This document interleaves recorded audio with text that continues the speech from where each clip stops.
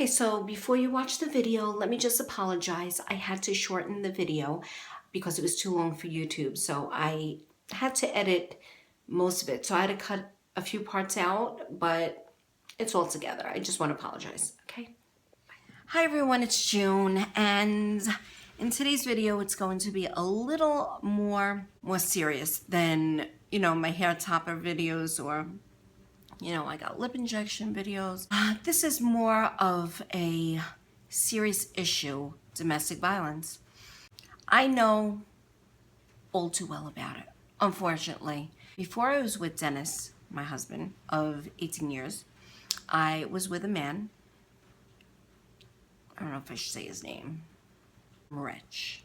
Anyway, I was with Rich, and Rich was very, very abusive. And the reason why I'm making this video is because someone reached out to me and was talking to me about that they're in a very abusive relationship, and it kind of reminded me of the relationship I was in. So I felt the need to make this video because you know what? I have almost 54,000 subscribers.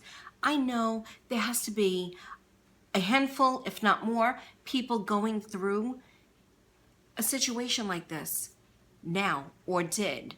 Let me just tell you, for anyone going through any kind of abuse, whether it be verbal, emotional, physical, you have to go as far as you can away from this person. From the day that I was with him, he was verbally abusive. As soon as I got together with him, it wasn't long after that I moved in with him. He convinced me, he like brainwashed me, you need to leave your house. I mean, you're 23 years old, you need to leave. And so he got an apartment for us. So I moved in with him, and that was the worst thing I could have done.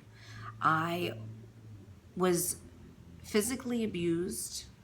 I was called a liar constantly. I felt like I had to lie over like the tiniest little thing. Like, okay, let's just say, and this is what happened. So let's not just say, let's say he asked me, can you take my shirt to the cleaners? I would say, sure.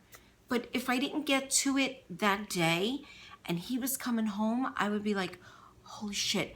I had to hide that shirt because if he would have found out that I didn't take it, all hell would have broke loose. So he would come home and he would say, did you take my shirt? And I would say, yes. Lie. Hello, I lied. And then he'd find the shirt. That would cause such, I can't even tell you that I would be in a chokehold over that. You know what I'm saying? And called, you're a loser, you're no good, you're this, you're that, you're that, you're this. It was just so bad. Many times I was spit on. I would end up in the corner, stressed out, crying my eyes out. I know you guys are probably saying, well, why didn't you leave? I had a great upbringing. I had a great childhood. Why didn't I go back? I couldn't tell you. At that moment, I couldn't tell you. I felt like I was brainwashed. I really, really do. I felt like I was brainwashed. There were many times that I wanted to leave, and many times he threw me out of the house and he's like, go back home. Literally threw me out of the house. And I would, and I don't know if anybody can understand this, but as I am walking to go back home, I physically felt myself turning back around and going back to the house of abuse. And I would say to myself out loud too, out loud, why am I doing this? I don't want to go back there. But I always felt myself going back, knocking on the door. When he loved huge. Like he loved, like you would feel like no one can love you like that. But if it was bad, it was so bad. It was so bad. He actually reminded me of, what is that movie with Julia Roberts? Sleeping with the Enemy. That's it, right? He was a liar. He told me that he was a Marine. He told me that he was a bodyguard for Waylon Jennings. He lied about his last name. He added a few vowels here to make him sound Italian. He lied about his age, his date of birth. Lied. Why? Like, why all the lies?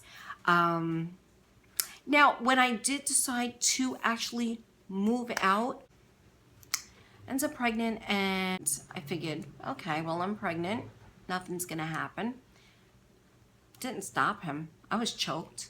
I had a loaded gun pointed to my head when I was 7.5 months pregnant with twins. Yeah. And at this point, I had nowhere to go. I didn't tell anybody about the abuse. I was so afraid that I was going to be in a situation with 2 kids and be a single parent. I was so afraid of that. I wanted that mother, father, and kids. So I didn't tell anybody. I just didn't tell anybody. So when people saw him, everybody thought of him, you know, he's a nice guy. They had no idea what I was going through with him. And I'll never forget, like I was sitting on the couch. I thought I looked good. I was 5 weeks, it was right before I gave birth. Good, my stomach was huge and my nose was really spread, my lips were swollen because it's near that time to give birth. And I'm sitting there and I remember him looking at me and he said, look at you. You look like a freaking Buddha. He goes, you are stuck with me because nobody's gonna want you like that. Why would he say that to me? Why? Excuse me. He would constantly try to make me smoke pot while I was pregnant so I can calm the babies down.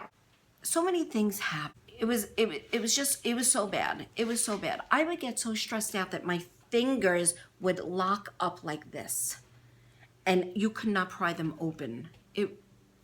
I bled. He's never left any bruises, so therefore he always felt like, well, he wasn't really abusing me because there were no bruises, right? And then if he did leave a bruise, let's just say he left a bruise in my arm and he was like, oh, you know, you bruise easily. I was just grabbing you, his excuse for putting me in a chokehold. Oh, please, I was just stopping you. I wasn't choking you. No, because you know what? You aren't the one that couldn't freaking breathe. I was sitting there gasping for air. Okay? He would make excuses for everything. And I just want to say to anyone being abused out there, speak up, say something, because they're very manipulative and you get so brainwashed that you actually believe that this is the only love that you will have. He put me down so bad. I never thought anybody would ever want me. You know, I'm ugly. I have a scar that's this big. My stomach's flopped over because I had a C-section. Who's going to want me with saggy boobs? And, you know, I gained so much weight. Who's going to want me? And I really honestly believe that that was true. And it's so not true. So I'm saying to you, anybody who's going through any type of abuse, your daughter, your sister, your cousin, look for the signs. If you are going through this, speak to someone. If you need to get out and get into a shelter with your children, do it. Don't stay in an abusive home. Don't ever stay in an abusive home. The words, I'm sorry, I'll change, is bullshit. It is total bullshit. They think that they're going to change in their little mind. They're like, okay, I'll change. And they change for a couple of days and it's back to the same shit. I don't care. Get up, say something. I never said anything. It wasn't until I had written my feelings on a piece of paper. I wrote everything down. And my mother was babysitting the kids and she found it. And she read it and she cried. I came home and she was crying. I'm like, what is the matter? She went, what is this letter? She went, pack up your stuff. Pack up the baby stuff. We're leaving now. And I went, Ma, I can't leave. She went, we are leaving now. You stayed in this relationship for almost 3 years and you don't say a word. Nobody knows the abuse you're going through and you have little babies here. Pack your shit up. We're leaving now. And I was like, okay, I guess that whole mother thing, that authority was telling me, pack your shit up. And she was pissed. So I packed up my stuff and I left. Now, my mother and my father weren't together, so she was in this little basement apartment that actually had no window, like no windows. It was a heat wave. It was a heat wave in that apartment. And I remember thinking like I want to go back home. Like I was still brainwashed. I still want to go back home. But that was the best thing that could have happened to me. But don't wait. This is what I'm trying to say. Don't wait until somebody finds out. For me, it was almost 3 years later. 3 years I was in an abusive relationship. That's a long time. People are going through an abusive relationship sometimes 20 years, sometimes 2 weeks. Don't even let it get to 2 weeks. Know the signs. If people are lying to you, if people are putting you down, if once they put their hands on you and they say, "Oh, I'm sorry," and they do it again, don't let it get to a second time.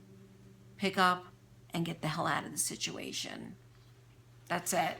I there's so much more to the story, but I would be here, seriously, I would be here for hours if I had to let you know every little thing that he did to me. It was terrible. So this is the stuff that I went through. I can't stress to you, to anyone who's going through this, to leave that relationship. Leave it. Speak up. Speak to someone. I don't care if it's a neighbor. I don't care if it's a teacher. If you're in school and you need to talk to a teacher, you need to talk to someone. Someone needs to help you get out of that situation. If you feel like, you're worthless, you're not worthless. You are not worthless. You're worthless when you're with him, because he brainwashes you so much that you feel like this little nothing, and that's not true. And they might tell you, you're never going to find happiness, you're stuck with me. I am with the love of my life. 18 years. I have 2 beautiful children with him, so I have 4 altogether. I have a great life. I have great love. And he respects me. I respect him. It's a beautiful life. So don't think that this is the only relationship that you're going to have, because he loves you so much and you'll never find that love. That's bullshit. That's not love. That's obsession, not love. Get the hell out.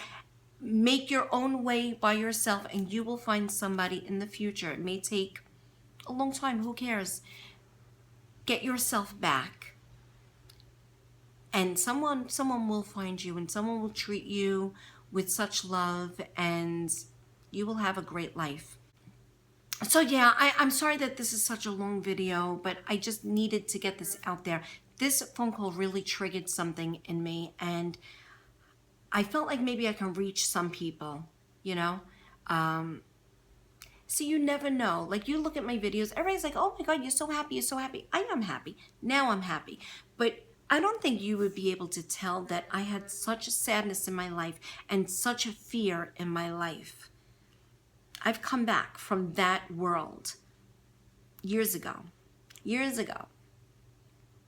And it's possible. So don't feel like that's your only, that's the only way to live. You understand? Like I'm in this relationship, oh, I have kids with him. No, it's not true. It's not true. All right, I am going to end this video. That was therapy for me. I hope that it helped anybody who's going through this. And that's it. And I hope that this video didn't bother you, or you're saying, "Oh, well, why is she making a video like this?" I connect with a lot of you. I feel like you guys are my family. You support me in everything that I do. I felt like I can come on here and just share this part of my life with you and hopefully reach out to someone. So, okay, guys, I'm going to end this video. And maybe I'll make some more story times. Maybe I'll put it on another channel. Anyway, guys, I love you all, and I'll see you in my next video. Bye.